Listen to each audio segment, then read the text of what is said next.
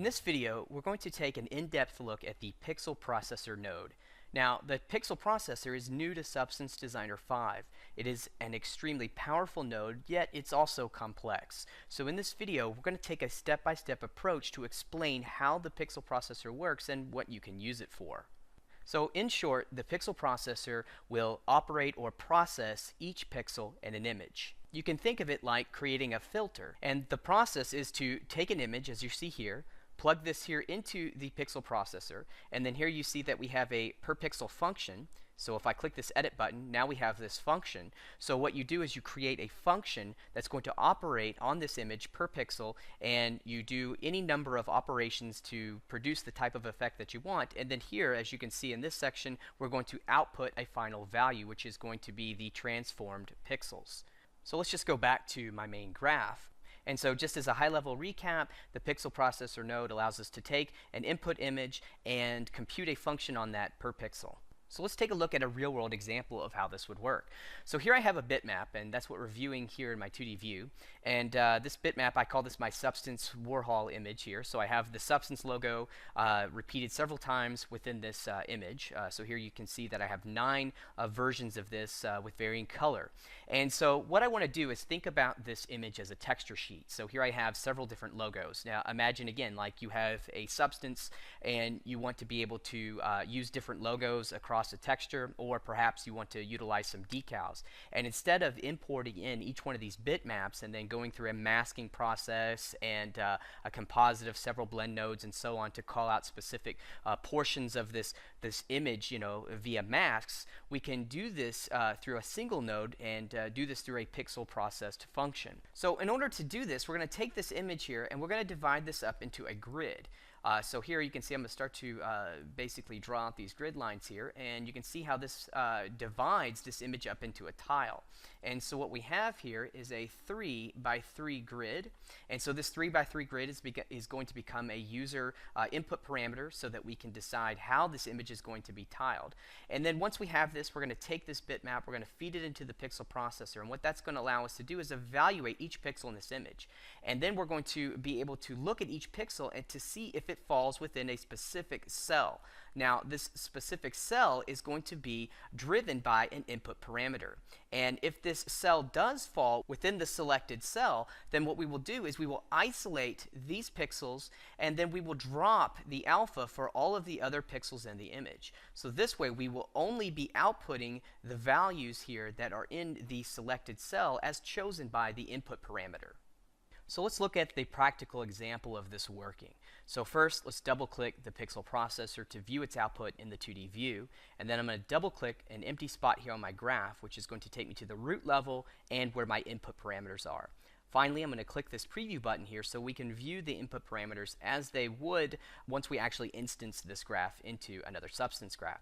So here you can see that I have 2 main parameters that we're going to utilize in our Pixel Processor function. We have grid size and select texture. Grid size here is a vector, so it's x and y, and you can see that it's set to 3 by 3. It's set to 3 by 3, again, because as I mentioned earlier, this image has 9 decals in it, and when we break this image up into a tile, you can see that it basically creates a 3 by 3 grid. So here, going back, let's just set everything back up. Let's load our Pixel Processor in the 2D view, and let's preview our input parameters. So that's our grid size. Now we have this select texture. So as I start to change the value here for this select texture, so for instance going from 1 to 2, you can see that I'm now isolating the second cell within this tiled image, which is isolating the pixels in that tile and dropping the alpha value for everything else. Again, if we move to cell 3, you can see that cell 3 is now being shown here within this tiled image, and cell 4, 5, 6, and so on. And we're basically just moving or iterating through the tiles in this texture. So here's 7, 8, 9. Now we get to 9, that's the maximum number of decals that we have in this texture sheet. That is denoted by my grid size being 3 by 3 again. So another bit of functionality that we're going to create within this Pixel Processor function is that we're going to be able to give ourselves the ability to loop back or reiterate through this texture sheet. So here my grid size is 3 by 3. I happen to have 9 decals, and so you can see that my select texture input range goes well above 9. So if I switch this to 10, you can see that instead of breaking, it's actually just going to just loop back through, and so 10 becomes cell number 1. If I move this to 11, 11 becomes cell 2, and finally 12 becomes, cell 3. And so here you can see that we're just reiterating back through this tiled texture sheet. So here we are at 18, and now if we go to 19, again, we're just going to start to loop back through. And we're going to do this for the range that I have set for this specific input parameter. In my case, I set this all the way to 27. What this does is give me, a pretty wide range in case I want to change this grid size by supplying it, a different texture map. So here I might use a different texture sheet that may be a 5 by 5. So if I do that, I need to come over to my grid size and change this grid size. And so now you can see that my select texture has a wide enough range to accommodate for different grid sizes and so on. So at this point, I've given an overview of what we're going to be doing with this image as far as breaking this up into a tile and isolating coordinates that belong to a specific cell.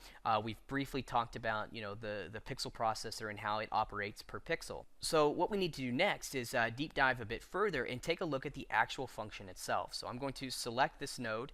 This is going to take me to the parameters, and here for the pixel per pixel function, I'm going to click the edit button, and this is going to show me the actual function that we're going to be working with.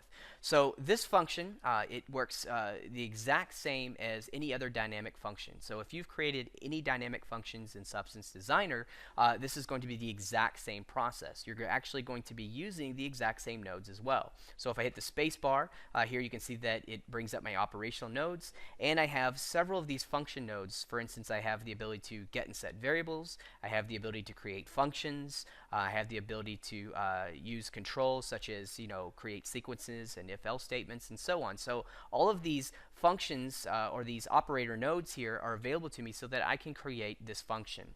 Now this function is very much like a programmer who's going to write some function code. However, in Substance Designer, we do this visually by using this node-based system.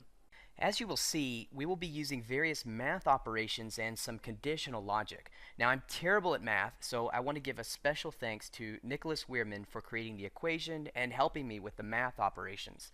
Nicholas is a tech artist and a product designer for Substance Designer. And what we're going to do now is we're going to step through each one of these nodes here, and we're going to recreate these nodes from scratch so that you can see how this entire process was created. However, before we do that, there's one last thing that I want to cover that I feel is very fundamental to understand about the pixel processor. And so with this, again, I keep saying the term per pixel, and we're operating on pixels. So the question you may be thinking is, well, where are we getting these pixels from? And the answer to that question is that the Substance engine will provide that to us through what is referred to as a system variable. So let's take a look at this area here that I have framed out called the cell coordinate. These nodes are responsible for helping me to compute this cell coordinate. And it starts by taking a look at some specific information. So here I have this get float2, and this here is going to get a vector which is comprised of 2 floats. And so here you see that we have the $ position. Now, if you've ever used FX maps, you may be familiar with this system variable, $ position. It is available as in FX maps as well. However, with FX maps, the $ position holds the value for the birth position of a pattern. However, in terms of the pixel processor node, the position variable represents the pixel coordinates in an image. The way it works is that when the pixel processor node is computed, the CPU will read the function graph and then get the value for this position variable. Now, again, this corresponds to the pixel that is being processed by the engine. After this information has been collected, all of the other nodes in the graph will then be processed, and the final value for the function will be output. So more specifically, in this section here for our cell coordinate, you can see that we're utilizing the position variable in this section here to get the cell coordinate. However, here towards the end, where we're actually selecting the cell, you can see that we're taking the pixel coordinate and then we're feeding that into a sample color. Now, this sample color, as you can see here, is looking at the input image, which happens to be the input image 0, which is the image supplied to the first input slot of our pixel processor node. And that is how we're targeting the pixels within that specific sampled color. And as you will see, once we start to build out our function graph, it's in this section here where we select the cell. This is where we are transforming the pixels, so to speak, of that input image. And then again, we're outputting here with this last node, which contains the final computation. Again, we just right click and then this node is set as output, just as you would any other dynamic function. So now let's go through the process of recreating this function graph node by node. So let's start with establishing our grid size. So what I want to do is I'm going to first get that input parameter that I created that holds my grid size. So if we go back to our root graph, we'll just double click the empty spot in the graph to get to our root level. This is where our input parameters live. And notice here that I have this grid size input parameter. So to create an input parameter, you just click this plus button here. And so what I did was I came over to the type and I set this to integer 2, and for the editor I wanted it to be a slider. Now the reason why we're using an integer 2, that means, or what this essentially means, is that we're taking two integers and we're just compiling them together into a single, it's like we're taking two integers and throwing them into a single box so that we can carry them somewhere. And this box is what we would call a vector. So if we were to open up our vector box, inside there would be two integers that we could use. Now, I'm going to just kill this guy here because we already have this created. And notice here that for my identifier, I have this grid underscore size. Now, this identifier name can be anything that you want. Just make sure that you know what it makes sense to you when you create it. So in my case, it's grid underscore size. Now, it's important because it's this identifier that is going to be used to get this this variable for me inside the function. So again, just make sure it's something that makes sense to you. And again, we have this set to integer 2. So let's go back over to our actual graph, and we're going to hit the space bar here, and we're going to go to our variables, and we're going to get an integer 2. So here we have this integer 2, and if I click this drop down, notice that that identifier grid underscore size is already here for us. And that is because Substance Designer knows that, well, I'm trying to get a variable that is of type integer 2, and it knows that, well, in the list of input parameters, there already is an input parameter that is of type integer 2. If there was more than one, they would all show within this list. But in our case, we only have one, and it's what we want, so let's select grid.size. So now we have this integer, and like I said, this is our vector that holds two pieces of information, and those two pieces of information are two integers, 3 by 3.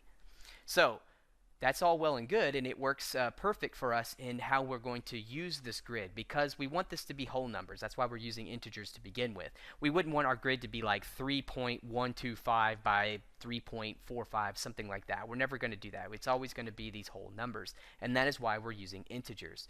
It works for this input parameter and how this is going to work for the UI of us selecting the grid size. However, the operations that we need to do need to be done at a float level. So we're going to need to take this integer and we need to change it or transform it into some float information. And that's called a cast. So we're going to take the information, we're going to say, hey, you're integer, but you know what, for now, today, you're going to become floats for a while.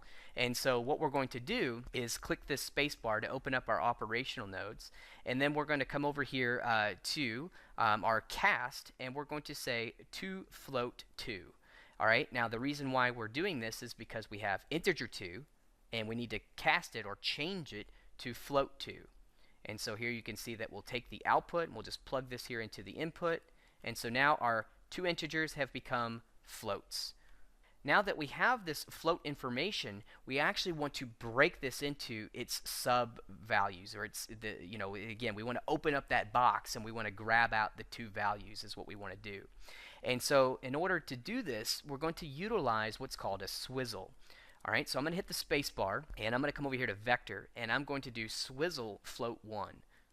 And so you can see that the input here is taking a vector. Now this is where it can be a little confusing if you're not really used to programming or anything like that. So if you look at this and you'd say, well, it's a vector, but this is a float. They're both green. This doesn't make any sense. Well, if you look again at the information we're actually looking at here, this is a float 2, which means again going back to that box. It's like a box, and inside that box, if we open it up, there's two floats sitting in there. So that's what the vector is. The vector is really just two float values, or in my case, a vector 2 would be that. There's more vectors. There's vector 3, 4, and so on. But what we're actually working with here is just these 2 vectors. So we're going to take this output and we're going to plug it into the vector input.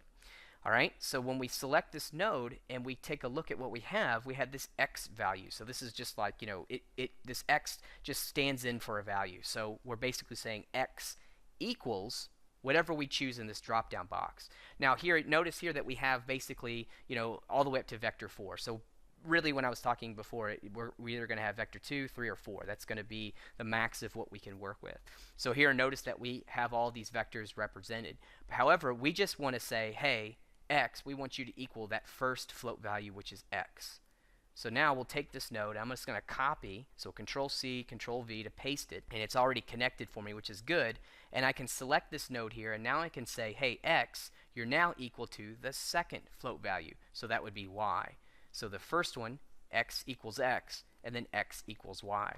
And so what we can do here is start to make some comments for this so this makes sense to us. So with this node selected, I'm just going to right-click, and I'm going to say Add Comment. I'm going to select this comment here, and I'm just going to say grid.x, because that's what this node represents. Now let's grab this node, let's select it, let's right-click and Add Comment. Let's select the comment, and let's say grid.y, again because that's what this node represents. So now we have our integer, which is our grid size. We've casted it to float, and then we've broken that float into its 2 vectors here, grid.x and grid.y. Okay, so now that we have that, we basically have what's considered to be our grid size. So let's select these nodes here. Let's just kind of move them down out of the way. And then what I like to do is frame these guys or group them so they can all be one unit. And also helps for the readability of your function. So again, I just did a left click, drag select here to lasso select all these guys basically, or rectangle marquee select, I'll say. That's better. And just right click and say add frame. So that just frames all these nodes. And then here we can go to this comment, and I'm just going to, for the title, just call this, well, make sure it's selected here, and just call this grid size. So now we have our grid size. So now that we have our grid size, the next thing that we actually need to compute here is our cell coordinate. Now, we're going to compute the cell coordinate. This is going to be the x and y for each pixel. Now, since we're talking about each pixel, that means that we need to utilize that special system variable, the position variable. So let's start to do this here. So let's go in and let's get that variable, that position variable. So I'm going to go to variables, and I'm going to get a float 2. All right, now I know that that system position variable, I know that that is a vector that contains 2 pieces of float information. So that's why I'm utilizing a get float 2. And if I come over to my Dropbox, Substance designer is going to know, well, what are all the float 2s that are available to me? And in my case, they just happen to all be system variables because they have the $sign next to them. So we know that we want to use the position, so let's select position here. Now we have our position. Now that we have it, we need to break it out into its individual vectors, and we already know how to do that, and that's with the swizzle. So here let's hit our space bar, let's go to our vector, and let's go to our swizzle float 1 here. And let's make this connection, and let's just copy and paste this guy. So it's already connected. So x equals x, the first one's fine. And for the second one here, x, we need to get that second float in the vector. So let's make sure we set this to y, so x equals y. So this float now becomes, let's add a comment here. And this would be our cell. Actually, let's call this position.x because that's what it is at this point. So this is going to be our position, not the cell just yet. So let's come over here to our comment, and then we'll call this position.y. So now we have, we got here, and let's also add a comment to this so we can see what this is doing. This is our system variable, our position. All right, so this is, remember, this is the coordinates, this represents the coordinates, the pixel coordinates in the image. And we've broken that into its 2 separate vectors, position.x and position.y, just using a simple vector. And so now what we want to do is we want to multiply this by our grid.x and y here. And so you can see I've done that up in here. So what we're going to do is hit the space bar, let's go to our operators, and let's grab a multiplication here. And we're actually going to use 2 of these guys. So with this guy selected, we'll just copy and paste. And so now we have these 2 guys in place. And like I said, what we want to do is we want to take and multiply these guys here by their grid.x and grid.y counterparts. So what we'll do is we'll take the position.x, we'll put this here into A, and the position.y, we'll put this into A. And then we'll grab our grid.x and we'll feed this into the input B. And then we'll grab our grid.y and we'll feed this into input B. So now we have this information ready for us to use here. So again, what we're trying to do is we're trying to compute here the cell coordinate. So this is all float information, and what we want to do though is we want to look at this as a cell number, and we want to look at it as a whole number. So we need to do another operation on top of this to make sure that this gets snapped to the correct value that we need. And to do this, we're going to utilize a ceil operation. So here you can see that we have this ceil function here. And what this does is it snaps the value to a higher integer. So an example of that is, let's say that we had the value of 0.9. If we use a ceil operation on that, you can see that it would become 1. And if we had a ceil here of 1.001, this would become 2. So it's just, again, it's going to snap the value to the highest integer. In this case, you can see 1 or 2. And it's still going to keep this as a float information, but we're not going to have these this decimal floating point to worry about. And so that's why we need to utilize this. So what I'm going to do is hit the space bar, and I'm going to come over to my function, and I'm going to grab this ceil. And so here we'll put this guy into place. And again, we can just simply use a copy and a paste here to link it. And let's just grab and just back connect this guy here. So now we have this in place. And so like I said, what this does is this is going to be our cell coordinates. So let's select these nodes here. Let's just right click and let's add a frame to this. And now that we have this frame, we can move all these nodes as one piece. And this here is going to be our cell coordinate. So now that we have this cell coordinate, we have our grid size and we have the cell coordinate, the next thing we need to do is we need to get the cell number, or we need to compute the cell number. And we're going to do this for each pixel. Okay? And so in order to do this, we're going to utilize just a little bit of math. And so here is the actual equation that we're going to use. So we're going to want to take the cell.y and subtract 1 from it. Then we're going to multiply that by the grid.y. And then we're going to add it to the cell.x. Okay, and the example of this is, let's say that my cell.y is 3. So 3 minus 1, that's going to give me 2. All right, and then we're going to multiply that by 3, so that's my grid.y here. So you can see 2 times 3 is going to be 6. All right, and then we're going to add that to the cell.x. Now, if cell.x was 2, that would give us 8. So that means that using this information here, if cell.y was 3, and grid.y was 3, and cell.x was 2, that means that we could compute this information here, and it means that the pixel that we are actually operating on would be in cell.8. Now again, cell meaning that we're subdividing this image here into a tile like this, and so we would know which cell we're in. So in our case, we would know that the pixel that's being evaluated by the Substance engine is in this cell.8. And so in order to do that, like I said, we're going to utilize just a little bit of math here. And these are the nodes that are going to help us to compute that. So it's not too difficult. I myself am terrible at math. That's one thing with the pixel processor node, is you have to get in and do a bit of math to get these functions to work. But as you can see, you can do some pretty complex operations here with just the simplest of math. Okay, so let's first do a subtraction here. So we want to do cell.y minus 1. So what I'm going to do is just hit my space bar, and I'm going to do a constant float. Okay, and I'm going to make sure that this float is set to 1. Okay, and then I'm going to hit my space bar here. I'm going to go to my operators, and I'm going to grab a subtraction. Okay, and I want to subtract this. So I'm going to take this 1 and place this here into the input B slot. All right, and then what I actually want to subtract this by is cell.y. So if we come over, we know that right here, this area here is giving us our cell coordinate. And we know here that this is all, if we look at this branch here, this is cell.x, and this is cell.y here. So let's do this. Let's add a comment to this guy so we can see this a bit more clearly. Let's call this cell.x. And we'll add a comment to this guy here, and this will be cell.y. All right, so we need to subtract that. So let's take cell.y and put this into input A. So here is the subtraction part of that equation set up for us. So the next part is we want to multiply this by grid.y. Okay, so we want to multiply it by grid.y. So let's come over to here, this area. Let's hit our space bar. Let's go to our operators, and let's grab the multiplication here. And let's take this subtraction, the output of this subtraction, and place this here into the input A. And we want to multiply this by grid.y. And so that's going to be all the way over here. Here's our grid.y. And so here we're going to take the output of grid.y, and we're going to just connect this here into the input of grid.b. So this is going to be our multiplication here. So let's first make some comments so we can see what we're doing here. Whoops, added another seal to that. Let's just undo to get rid of that. So like I said here, the first thing we're going to do is add a comment to this, and let's do cell.y minus 1. Okay, and then here, let's add a comment to this guy, and this is going to be times, or multiply, make sure we got this set, multiply by grid.y.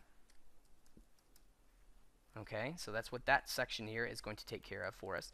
And then the next thing that we want to do is we want to add cell.x to this. Okay, so we're going to come into here, and we're going to hit the space bar, and then we're going to go to our operators, and we're going to do an add. And so we're going to take this multiplication, the result of this multiplication, we're going to place this into our add input A slot. Then we're going to take our cell.x, the output of this, and we're going to put this into input B. All right, and then we'll add a comment to this, and we'll just say plus cell.x. All right, and this bit of information here is going to take care of this equation that we're working on. All right, and this is going to derive for us the cell number. So let's select all these nodes. Let's right click and not add a comment, but select all the nodes, right click and add a frame, and let's title this frame to cell number. Okay, so now we have this in place. Let's grab all of our operations here, and let's just move them down so we can see what we're doing. Because the next thing that we're going to do is we're going to go in, and we're actually going to go into the process of selecting the cell.